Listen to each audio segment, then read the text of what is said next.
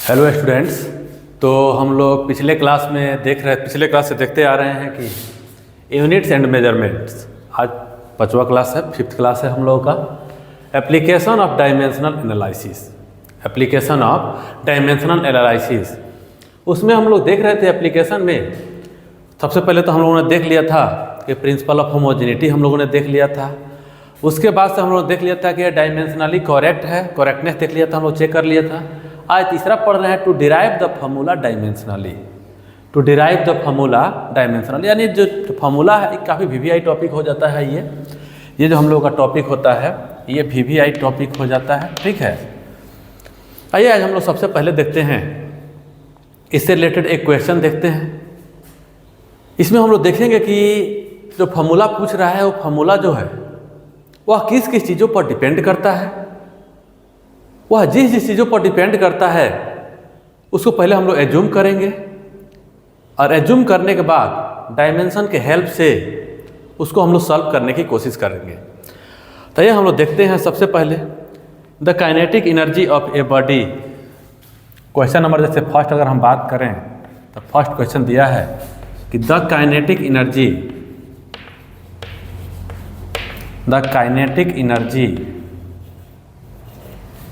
of a body depend on mass of the body and velocity of the body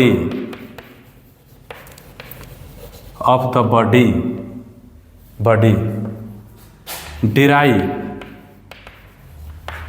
the formula dimensionally।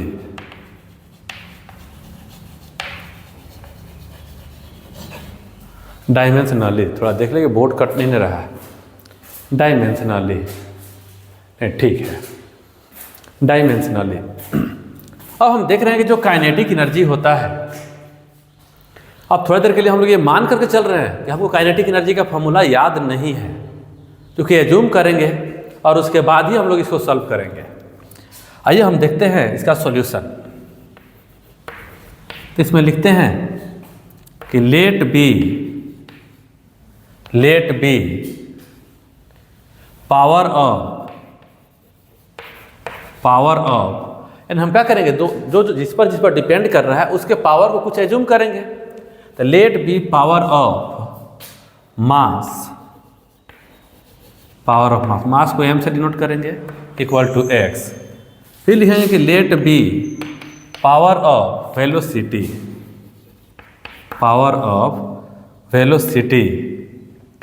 को v से denote करेंगे, इसके power को मान लेते हैं y।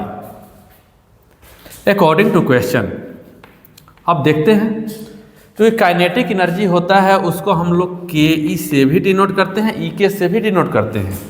तो काइनेटिक एनर्जी डायरेक्टली प्रोपोर्शनल हो जाएगा मास के पावर x इंटू वेलोसिटी के पावर y। यानी दोनों के डायरेक्टली पर दोनों पर डिपेंड कर रहा है, तो मान लेते हैं x और y।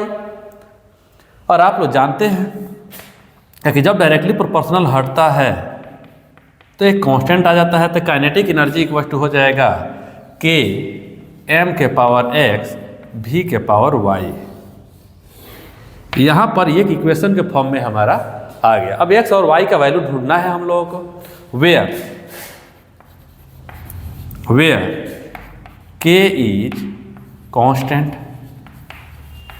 k कांस्टेंट भी है, और जब कांस्टेंट होता है वो हमारा डायमेंशन लेस भी होता है। वो कांस्टेंट भी होता है और डायमेंशन लेस भी होता है। अगर हम देख रहे हैं कि यार ये हमारा चीज़ यहाँ तक तो ठीक है, कोई दिक्कत नहीं है, तो हम देखेंगे कि इफ इक्वेशन इज करेक्ट, अगर ये मेरा इक्वेशन अगर करेक्ट है, इफ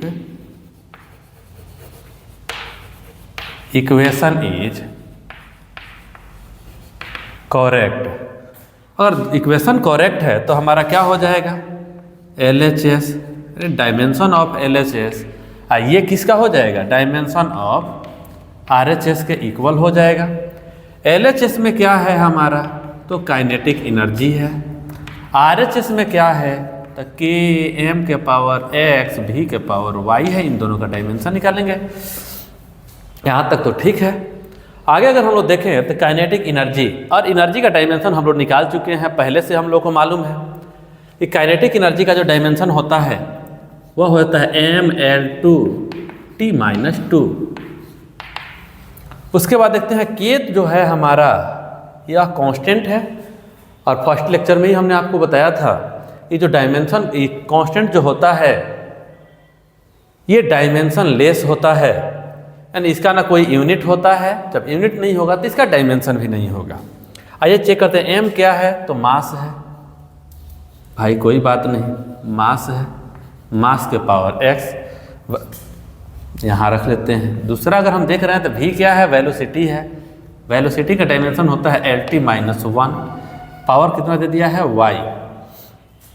आगे इसको हम थोड़ा सिंप्लीफाई करने की कोशिश करेंगे तो यहाँ तो रह जाएगा हमारा mL2T-2। एक तो ये रहेगा ही रहेगा लेफ्ट साइड में। राइट साइड में हम इसको देख रहे हैं, राइट साइड में इसको देख रहे हैं और इक्वेट करने की कोशिश कर रहे हैं। m है, ये हो गया m, m के पावर हो गया x, यहाँ हो गया l, l के पावर हो गया y, यहाँ t है, t के पावर हो जाएगा -y, t के पावर -y। अब on comparing both side, on comparing both side, दोनों साइड कंपेयर करने के बाद देख रहे हैं तो यहाँ कंपेयर करेंगे तो यहाँ m के पावर जो है x है, यहाँ m के पावर 1 है। तो कंपेयर करने पर हम देख रहे हैं कि x का वैल्यू 1 है, x का वैल्यू 1 है। y का वैल्यू कितना आ रहा है हमारा? y का कंपेयर कर रहे हैं तो y का वैल्यू हमारा 2 आ रहा है, y का वैल्यू 2 आ जा रहा है। कोई बात नहीं, तो x और y हमको दो को वैल्यू ही निकालना था। यहाँ से भी कंपेयर करेंगे तो हमारा y का -y = -2 यानी y = 2 ही आएगा। अब इसको पुट कर देते हैं, इसको पुट करेंगे इस इक्वेशन में। तो पुट इन इक्वेशन, जब इक्वेशन में इसे पुट करेंगे तो हम देख रहे हैं कि Ke यानी काइनेटिक एनर्जी हो जाएगा K, ये हो गया m के पावर 1 हो गया, v के पावर कितना हो गया? 2। यानी हम इसको लिख सकते हैं कि काइनेटिक एनर्जी = kmv²। अब ये जो आ गया kmv², थोड़ा देख ले कि कटा तो नहीं कहीं। पुट इन इक्वेशन के बाद से नहीं लिखने लायक है, वहाँ कट गया है उतना। ये जो है अगर हम देखें इसको इतना, आइए हम लोग यहाँ देख लेते हैं इसको। इक्वेशन में जब हमको पुट करना है तो काइनेटिक एनर्जी = हो जाएगा हमारा K m के पावर 1 v के पावर 2। अब यानी काइनेटिक एनर्जी = हो जाएगा kmv²। अब बच्चे कहेंगे सर ये K के बारे में क्या आती है? तो इसकी सबसे बड़ी लिमिटेशन है, ये K का वैल्यू नहीं दे पाता है, K का वैल्यू नहीं दे पाता है। बट एक्सपेरिमेंटली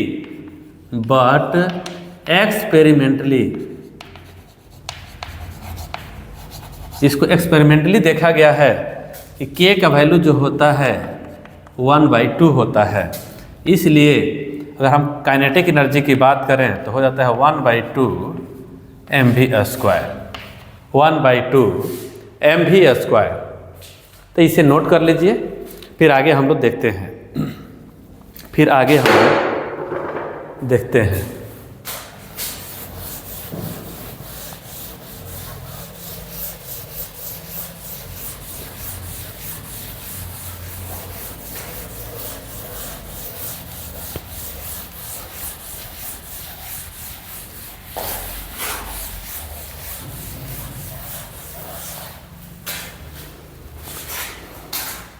चलिए सेकेंड क्वेश्चन जो हम लोग देख रहे हैं जो हम लोग इसका सेकेंड क्वेश्चन जो देख रहे हैं, सेकेंड क्वेश्चन, ठीक है। यहाँ से हम लोग देख रहे हैं फोर्स जो डिपेंड करता है, जो फोर्स डिपेंड करता है, सेकेंड लिख रहे हैं कि force depend on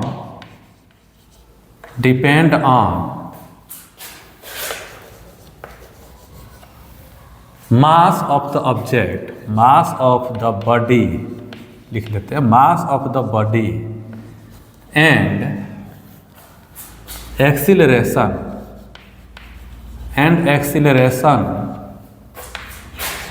off the body, acceleration of the body derived its formula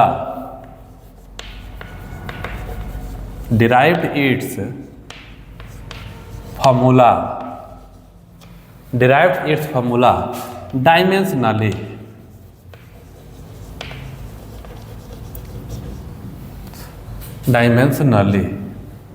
यानी करना क्या है, डायमेंशनली इसको डिराइव करना है। F equal to M A होता है, हम लोग तो ये चीज़ 9th क्लास में पढ़ लिए ना। कुछ देर के लिए हम लोग एज्यूम करते हैं कि हमें मालूम ही नहीं है कि फोर्स का formula F equal to M A होता है। हम लोग ये मान करके चल रहे हैं कि अब हम लोग उसको ढूंढ रहे हैं कि वो फॉर्मूला का वैल्यू क्या होने वाला है, कैसे फॉर्मूला हम लोग डिराइव करेंगे। ये देखते हैं solution.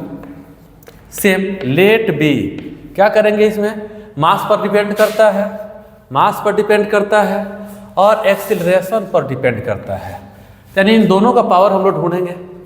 Let be mass, let be power of the mass, power of the mass equals to X, let be power of the acceleration,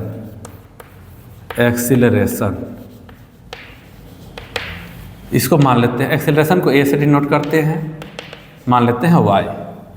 according to question force जो होता है, फोर्स ये डायरेक्टली प्रोपोर्शनल होता है। फोर्स डायरेक्टली प्रोपोर्शनल किसका हो जाएगा, मास, और यह मास पर डिपेंड कर रहा है और किस पर डिपेंड कर रहा है, ए पर डिपेंड कर रहा है। यानी अगर हम यहाँ इसको देखें तो F इक्वल टू हो जाएगा K m के पावर x a के पावर y, इसको हम मान लेते हैं यहाँ पर। वेयर K क्या है हमारा, वह कांस्टेंट है, और जो कांस्टेंट होता है वह डायमेंशनलेस होता है, इसकी कोई यूनिट नहीं होती है। तो अगर ऐसा बात है, इफ इक्वेशन इज करेक्ट, अब हम लिखेंगे कि इफ इक्वेशन इज करेक्ट, तब क्या हो जाएगा, LHS डायमेंशन ऑफ LHS ये इक्वल हो जाएगा डायमेंशन ऑफ RHS। तो हम यहाँ लिखेंगे dimension of force equal to dimension of K m के पावर x a के पावर y, a के पावर x m के पावर x a के पावर y। चलिए भाई, फोर्स का डायमेंशन तो हम लोग के पास रटाया डायमेंशन है। आइए जरा देखते हैं, m l t माइनस 2, ये रटाया है, नहीं भी याद है तो अच्छे से याद कर लीजिए। m l t माइनस 2, यहाँ अगर हम लोग देखें जो K होता है, K तो कांस्टेंट है, इसका अपना कोई डायमेंशन नहीं होता है। ये हो गया m, मास का m पावर x, ये एक्सीलरेशन हो गया LT माइनस 2, इसका पावर हो गया y। यानी आगे अगर हम देखें तो m l t minus 2 equal to हो जा रहा है m के पावर x, l के पावर y, t के power minus 2y। On comparing both side, क्या करेंगे इसको हम लोग, on comparing both side, on comparing both side, दोनों साइड कंपेयर करके चेक करेंगे। इसको कंपेयर करने पर मिल क्या रहा है, यहाँ कंपेयर करेंगे तो m का वैल्यू पावर 1 है, यहाँ L1 है, x का वैल्यू 1 हो गया, y का वैल्यू कितना हो गया 1, तो x का वैल्यू कितना हो गया 1, y का वैल्यू हो गया 1। पुट इन इक्वेशन, यही इक्वेशन है। इस जो x और y का वैल्यू है यहाँ पर हम लोग पुट करेंगे। अब पुट करेंगे तो हम लोग देख पा रहे हैं, तो यहाँ मिल क्या रहा है कि f इक्वल्स टू k तो रहेगा ही रहेगा, क्योंकि ये लिमिटेशन ही है, जब लिमिटेशन है तो ये रहेगा। m का वैल्यू, m का पावर हो गया 1 और a का भी पावर कितना हो गया 1, यानी f इक्वल्स टू हो गया KMA। k के बारे में ये कुछ नहीं बता रहा है। जब आप एग्जाम में जाइएगा तो आपको एक्सपेरिमेंटली वैल्यू अगर याद है तो लिख भी सकते हैं, नहीं याद है तो आपको इतना ही तक लिखना पड़ेगा। बट एक्सपेरिमेंटली हम लोग देखें तो k का जो वैल्यू होता है वह 1 होता है। तो यहाँ से फॉर्मूला निकल करके आ जाता है f इक्वल्स टू MA। यही फॉर्मूला हम लोगों को डिराइव करना है, यही फॉर्मूला हम लोगों को डिराइव करना है। चलिए आगे ध्यान देते हैं और देखते हैं कि नेक्स्ट क्या कहता है। ये चीज़ ले लीजिए, स्क्रीनशॉट ले लीजिएगा। तो नेक्स्ट अब हम लोग देखते हैं, 2 क्वेश्चन हो गया, देखते हैं तीसरा क्वेश्चन।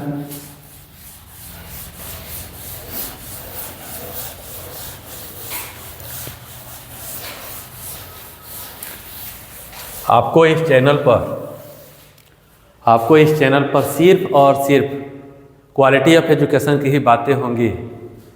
नो शेरो शायरी, नो मोटिवेशन, सिर्फ और सिर्फ पढ़ाई। आगे ध्यान देते हैं question number 3। If electric power of charge, question number 3, if electric power of charge, if electric power of charge depend on force and velocity, depend on force and velocity, force and velocity, derived its formula, derive its formula dimensionally,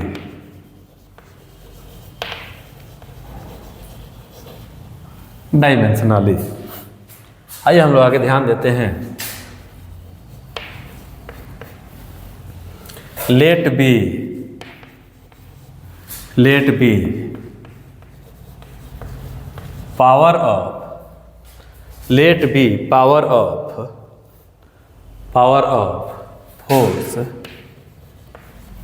force को हम लोग F से denote करेंगे यहाँ, equal to x। Again let be power of velocity v equal to y। According to question हम देख रहे हैं इलेक्ट्रिक पावर को EP से भी डिनोट कर सकते हैं। इलेक्ट्रिक पावर ये डायरेक्टली प्रोपोर्शनल हो जाएगा फोर्स के पावर x वेलोसिटी के पावर y, यानी सेम कंडीशन इलेक्ट्रिक पावर जो है ये इक्वल हो जाएगा KF के पावर x v के पावर y। ये चीज़ ध्यान देना है। अब हम देख रहे हैं यहाँ पर कि इफ, यहाँ लिख भी देना चाहिए कि K क्या है हमारा, K क्या है तो कांस्टेंट है या डायमेंशन लेस है। खैर यहाँ पर कोई दिक्कत नहीं। If equation is correct, if equation is correct तो dimension of LHS equal to dimension of RHS। यानी यहाँ पर हो जाएगा कि इलेक्ट्रिक पावर का डायमेंशन और KF के पावर x v के पावर y, इसका दोनों का डायमेंशन इक्वल हो जाएगा। अब हम लोग देखे हैं कि पावर का जो होता है, पावर का हम लोग डायमेंशन ऑलरेडी पहले निकाले हुए हैं, mL2T-3, ये पावर का फॉर्मूला हमने पढ़ा तो वर्क बाई टाइम mL/T-3। आगे अगर हम लोग देखते हैं तो ये के क्या है हमारा, के कांस्टेंट है, कांस्टेंट का कोई डायमेंशन नहीं है। एफ क्या है, फोर्स है, फोर्स का mL/T-2 होता है। वेलोसिटी का L/T-1 होता है। यहाँ कितना हो जाता है, mL/T-3 हो जाता है। यहाँ देख रहे हैं फोर्स का पावर x है ना, तो यहाँ x देना पड़ेगा, छूट गया है, लिखना पड़ेगा m का पावर कितना x l। यहाँ देखिए यहाँ l का पावर y हो जाएगा, यहाँ l का पावर कितना हो जाएगा x + y। यहाँ t है, इसमें भी t है, t का पावर कितना हो जाएगा, माइनस में 2x हो जाएगा, माइनस में y हो जाएगा। आइए अब हम देख लेते हैं, माइनस में 2x हो जाएगा और माइनस में y हो जाएगा। On comparing both side, on comparing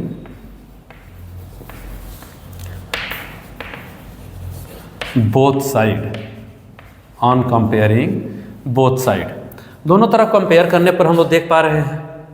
यहाँ देखिए m का पावर 1 है, x का वैल्यू कितना हो गया हमारा, x = 1। फिर देख रहे हैं x + y का वैल्यू 2 हो रहा है, x + y = 2। x का वैल्यू तो हमको पहले ही से मालूम है कितना हो जाएगा 1, तो 1 + y = 2, यानी y का वैल्यू भी कितना आ जाएगा 1। अब पुट इन इक्वेशन, इसको क्या करेंगे, पुट इन इक्वेशन, इक्वेशन तो मेरा यहाँ पर है, इस इक्वेशन में पुट कर देते हैं। देखते हैं कि इलेक्ट्रिक पावर इक्वल टू क्या आ रहा है, तो k, f का पावर आ गया 1, अब v यानी y का पावर भी कितना आ गया 1, यानी इलेक्ट्रिक पावर इक्वल टू हो जाएगा KFV। क्या हो जाएगा, KFV। चलिए इसका स्क्रीनशॉट ले लीजिए और अच्छे से देखिए जी, बिल्कुल बिल्कुल। चलिए नेक्स्ट क्वेश्चन हम लोग देखते हैं। नेक्स्ट क्वेश्चन दिया हुआ है, इसको आप लोग कर लीजिए। देखते हैं, थोड़ा अच्छे से इसको इरेज करने की कोशिश करते हैं।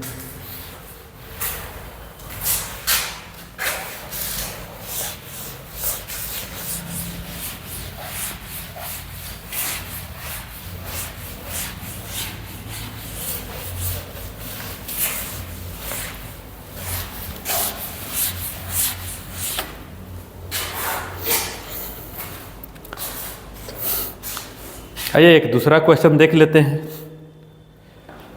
एक दूसरा क्वेश्चन देते हैं। कितना क्वेश्चन हो गया, 3 क्वेश्चन हो गया। 4th नंबर क्वेश्चन हम लोग देखने की कोशिश करते हैं। क्वेश्चन नंबर 4 कि if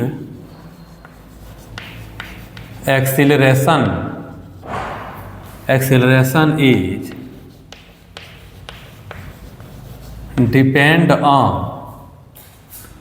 depend on force and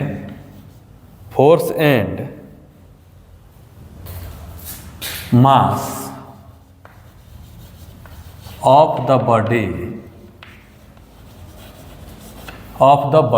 force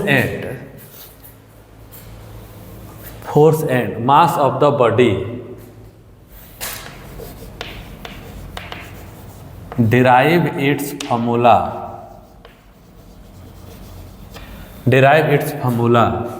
dimensionally।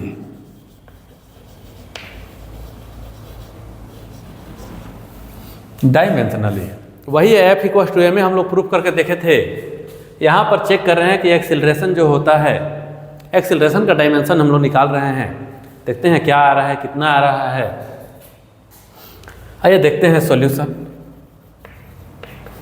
Late be power of, किस पर डिपेंड कर रहा है, फोर्स पर डिपेंड कर रहा है और मास पर डिपेंड कर रहा है। तो let be power of force, let be power of force को हम लोग F से डिनोट कर लेंगे, = x। फिर हम देखेंगे कि लेट बी पावर ऑफ क्या है, मास। मास को हम लोग m से डिनोट करते हैं, इसको मान लेते हैं y। According to question acceleration को a से लिखेंगे, a डायरेक्टली प्रोपोर्शनल हो जाएगा f के पावर x m के power y। Implies a equals to कितना हो जाएगा, k f के पावर x m के पावर हो जाएगा y। वेयर के क्या है हमारा, कांस्टेंट है। और जो कांस्टेंट होगा तो बिल्कुल कैसा हो जाएगा, डायमेंशन लेस हो जाएगा। कैसा हो जाएगा, डायमेंशन लेस हो जाएगा। अब हम देखेंगे यहाँ पर कि if equation is correct then dimension of LHS ये इक्वल हो जाएगा dimension of RHS। Dimension of LHS ये इक्वल हो जाएगा डायमेंशन ऑफ RHS के। तो डायमेंशन ऑफ LHS अगर हम देखने की कोशिश करें तो ये हो गया हमारे यहाँ पर है एक्सीलरेशन का डायमेंशन, और यहाँ पर होता है k f के पावर x m के पावर हो जाता है y, m के पावर y, यानी इन दोनों का डायमेंशन हमको देखना है। इसका तो डायमेंशन पहले से आप लोगों को मालूम है कि ये डायमेंशन लेस है। इसका डायमेंशन आप लोग पढ़ चुके हैं LT-2, यहाँ m भी रख लेते हैं, 0 कर लेते हैं, थोड़ा स्टैंडर्ड फॉर्म में रहेगा। फोर्स का हम लोग पढ़े हुए हैं MLT-2, इसका पावर x है, मास है m, और इसका पावर कितना हो जाएगा y। एक्यूरेट करने के इक्वेट कर रहे हैं, m के पावर 0 LT-2, यहाँ 1 मान लेते हैं तब तक के लिए। यहाँ पर m का वैल्यू कितना हो जाएगा, x प्लस y। l का पावर कितना हो जाएगा, l का पावर हो जाएगा x, और t का पावर माइनस में हो जाएगा 2x। On comparing both side,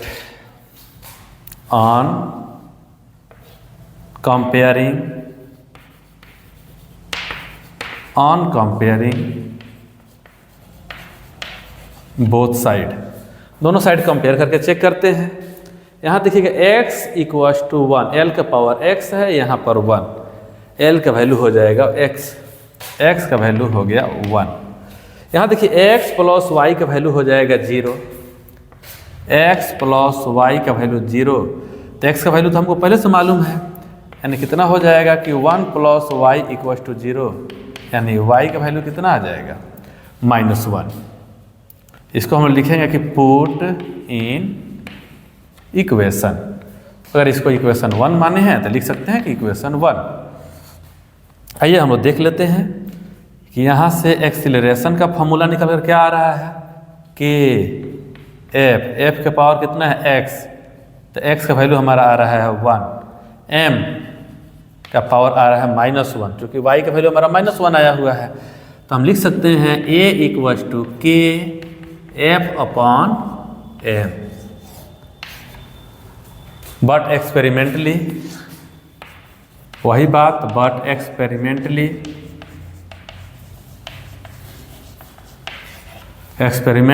k का वैल्यू कितना हो जाता है 1, तो यहाँ एक्सीलरेशन का फॉर्मूला कितना हो जाएगा f अपॉन m। चलिए वही बात रहा, आगे ध्यान देते हैं हम लोग नेक्स्ट क्वेश्चन पे। देखते हैं कि नेक्स्ट क्वेश्चन हम लोग का क्या कह रहा है, उसके हिसाब से।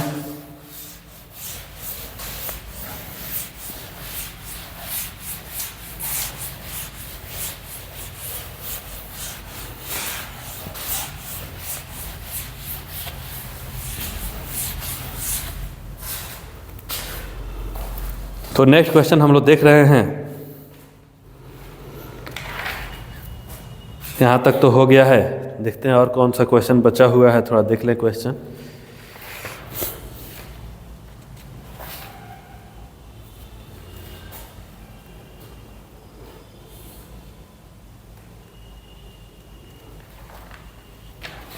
चलिए एक और क्वेश्चन देख लेते हैं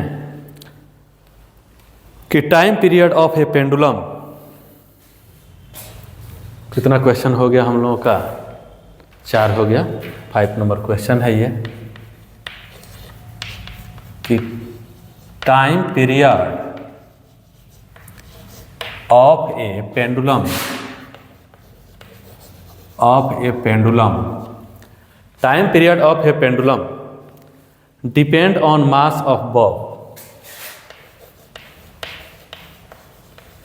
depend on mass of bob, mass of bob यानी मास पर डिपेंड कर रहा है। लेंथ ऑफ पेंडुलम,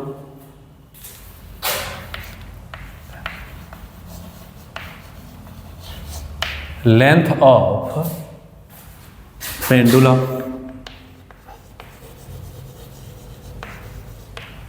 वह पेंडुलम पर डिपेंड कर रहा है, पेंडुलम की लेंथ पर। और acceleration due to acceleration due to gravity and acceleration due to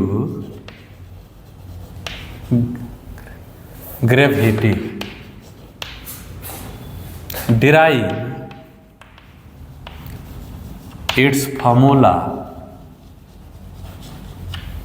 derive its formula dimensionally,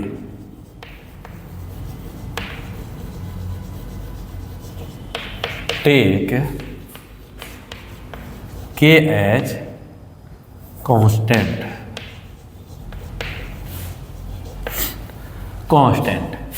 अब देखना है कि हमारा टाइम पीरियड डिपेंड कर रहा है किस पर डिपेंड कर रहा है, तो हमको देखना पड़ेगा यहाँ से। आइए देखते हैं सॉल्यूशन।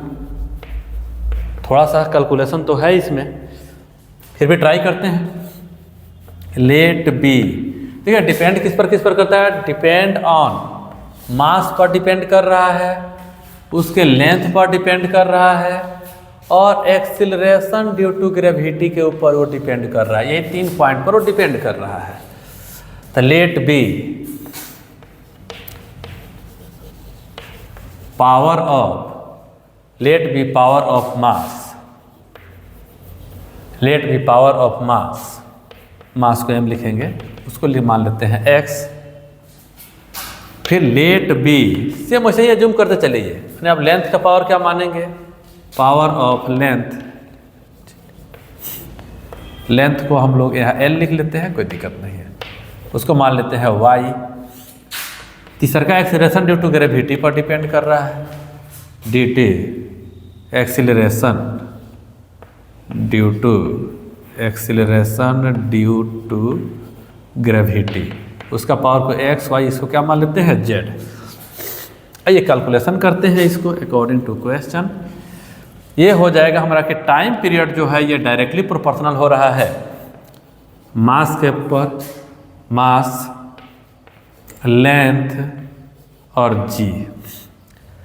तो हम लोग देख रहे हैं कि टाइम पीरियड इक्वल टू हो जा रहा है मास k हो जाएगा, यहाँ से हटा के यहाँ लिख देते हैं, जगह है ये कि टाइम पीरियड इक्वल टू हो जाएगा k m के पावर x, l के पावर y, g के power z।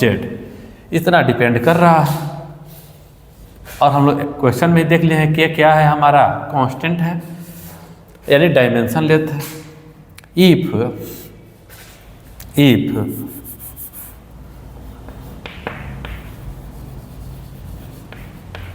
Equation is correct, if equation is correct, अगर इक्वेशन करेक्ट है तो डायमेंशन ऑफ LHS ये इक्वल हो जाएगा डायमेंशन ऑफ RHS। सेम जैसे वहाँ करते आ रहे थे, बस डिफरेंस यही है कि वहाँ 2 हम लोग को वैल्यू आ रहा था या 3 वैल्यू को लेकर के हम लोग सॉल्व कर रहे हैं। तो यहाँ पर देख रहे हैं कि टाइम पीरियड का डायमेंशन इक्वल हो जाएगा हमारा km के पावर x और km के पावर x, l के पावर हो जाएगा y और g के पावर क्या हो जाएगा z। ये चीज़ें हम लोग देख पा रहे हैं। टाइम का तो डायमेंशन हमारा t हो जाएगा यानी m0 l0 t के पावर 1, टाइम पीरियड का तो t हो जाएगा। ये डायमेंशन लेस है, ये मास है, तो मास का क्या हो जाएगा x, l का क्या हो जाएगा, l का हो जाएगा हमारा लेंथ है, तो लेंथ का पावर हो गया y, और एक्सीलरेशन ड्यू टू ग्रेविटी जो होता है वो हो जाता है LT-2 हो जाता है, उसका पावर हो गया z। इसको अगर इक्वेट करते हैं देख रहे हैं कि m0 L0 T1 हो रहा है। यहाँ हम देख रहे हैं, यहाँ अगर देखें m का पावर हो जाएगा x, m का पावर x, l का पावर हो जाएगा y प्लस z, l का पावर हो जाएगा y प्लस z, और t का पावर हो जाएगा माइनस में 2z, माइनस में 2z on comparing both side. इसको हम लोग करके देख लेते हैं यहाँ से, on comparing both side, on